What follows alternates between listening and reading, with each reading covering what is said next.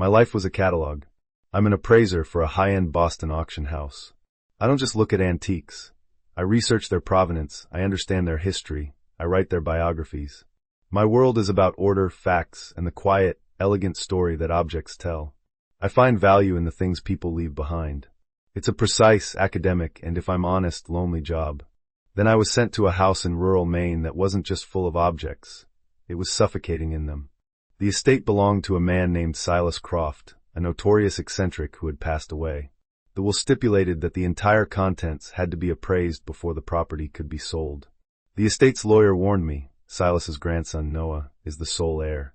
He is not sentimental. He's a contractor. He wants to gut the place. You're just a speed bump on his way to a dumpster. He wasn't kidding. When I pulled up to the massive, dilapidated Victorian house, there was already a 30-yard dumpster on the lawn. Standing next to it, on the phone, was a guy who looked like he could personally carry the house to the dump. He was tall, broad, and covered in drywall dust. He wore a stained Carhartt t-shirt, torn jeans, and a look of profound, aggressive impatience. He hung up as I approached, his eyes narrowing. "You're the auction guy?" "Will," I said, extending a hand. "I'm the appraiser. And you must be Noah." He ignored my hand. "Yeah. Look, let's make this fast. I already told the lawyer, it's all junk. Just sign whatever paper you need to sign, so I can get my crew in here. This whole place is a gut job." "That's not how it works," I said, my professional patience already wearing thin. "I have to catalog every item. It's a legal requirement of the will. It could take a few weeks." "Weeks?" He actually laughed, a short, sharp, angry sound. "No. Hard pass. I'm not paying you to hang out here for weeks. I'll give you 2 days. The estate is paying me, Mr. Croft, and I'll take as long as I need." I pushed past him, up the rotting porch steps. "Do you have the key?" He unlocked the door with a muttered curse, and the second he pushed it open, I understood. The smell hit me first, dust, old paper, and a faint, musty unlife. The house was a hoarder's paradise. Every surface was covered. Boxes were stacked to the ceiling. Narrow goat trails wound through rooms filled with furniture, books, broken clocks, and God knows what else. It was a physical, overwhelming wall of stuff. Noah looked at the mess with pure disgust. "See? Junk. You want to catalog it? Be my guest. Just don't get buried alive. I'll be back with another dumpster." He left, slamming the front door, leaving me alone in the dragon's den. For the first few days, I worked alone. It was overwhelming. I'd clear one small corner of the library, only to find 3 more layers of junk underneath. But in that junk, I was finding treasures. A first-edition Hemingway tucked under a stack of National Geographics. A tarnished, Tiffany silver set hidden in a box of old silverware. The man had taste, he just had no self-control. Noah would show up every afternoon, not to help, but to lean in the doorway of whatever room I was in, his arms crossed, radiating impatience. "Find any gold bars yet?" he'd ask, his voice dripping with sarcasm.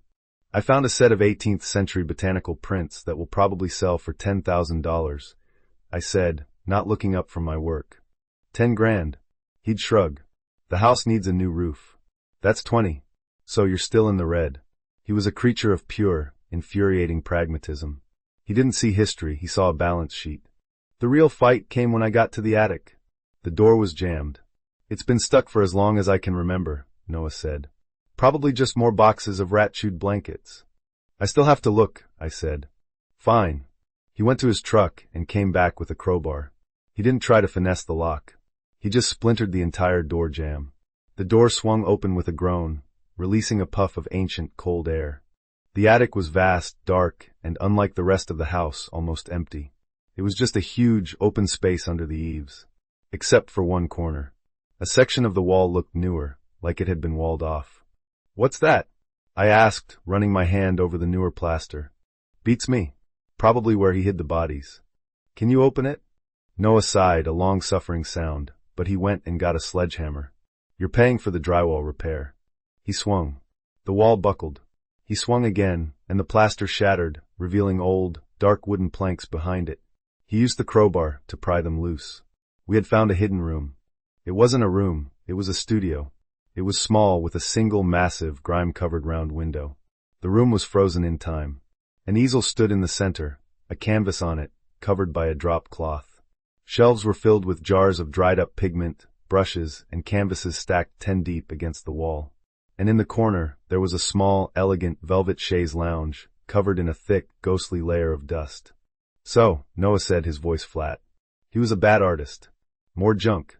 I walked over to the easel, my heart thumping. I lifted the drop cloth. He was right. The painting was terrible. A stiff, clumsy attempt at a portrait of a young man. But my eyes were drawn to a small, leather-bound book on a nearby table. It was a journal. I opened it. The first page was dated 1953. It was my job to read it. Noah stood in the doorway, pretending to be bored, but he was listening. I started to read aloud. It wasn't just a journal. It was a love story. Silas, my eccentric hoarder, was writing to a man named Thomas, the man in the bad paintings. They had been lovers, a secret in a world that would have ruined them. Thomas was a fisherman who'd been lost at sea. And Silas had spent the next 60 years of his life collecting. He couldn't stop. He was trying to fill the hole that Thomas had left. I bought a new clock today. I read, my voice rough in the dusty air. You would have liked the chime. The house is so quiet without you. I need the noise. I need the things. They are the only proof that I am still here. We were both silent. Noah's face, which I had only ever seen as angry or impatient, was pale. He was leaning against the splintered door jamb, his defenses completely gone. I didn't know, he whispered. He never told anyone. We just thought he was the weird old bastard in the creepy house. I kept reading. We read for hours. We read about their secret meetings, about their plans to run away, about the day Silas learned the boat was gone. We read about 60 years of profound, unshakable grief. By the time I finished the last entry, it was pitch black outside. The only light was the single, battery-powered work lamp I'd brought up. The air was thick with the dust of 100 years and the weight of a secret. He wasn't just hoarding junk, I said quietly. He was hoarding his life. He was hiding it. Noah just nodded, his throat working. He was looking at the terrible painting on the easel with a new, raw expression of understanding. He wasn't seeing a bad painting. He was seeing the only picture of the man his grandfather had ever loved. I was exhausted. The emotion of the day, the dust, it had all hit me like a ton of bricks. I sat down on the dusty, velvet chaise lounge. Just for a second. I need to catalog the journal. I mumbled, but my eyelids felt like they were made of stone. I leaned my head back, just for a moment. I woke up to a scratching sound. I jolted awake, my heart pounding, my cheeks stuck to the musty velvet. I was completely disoriented. The attic was still dark, but someone was in here with me. It's just me. Noah's voice came from the darkness. He clicked on a headlamp, and the beam illuminated his face. He'd been sitting on an old trunk across the room, just watching. You were out. I didn't want to leave you up here. I had been asleep for almost 4 hours. I had drooled on a 19th century piece of furniture. I was mortified.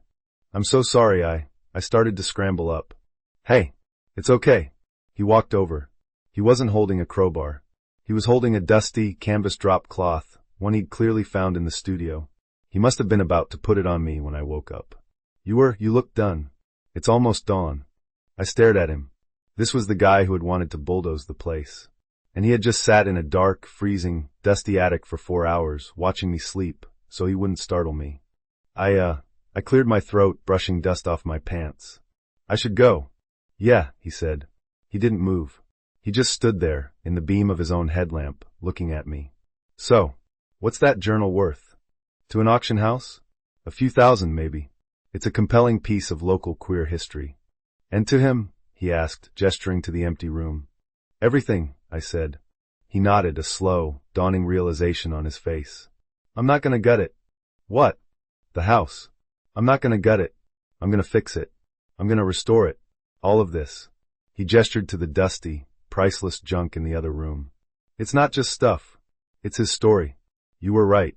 He looked at me, and his eyes, for the first time, were completely open.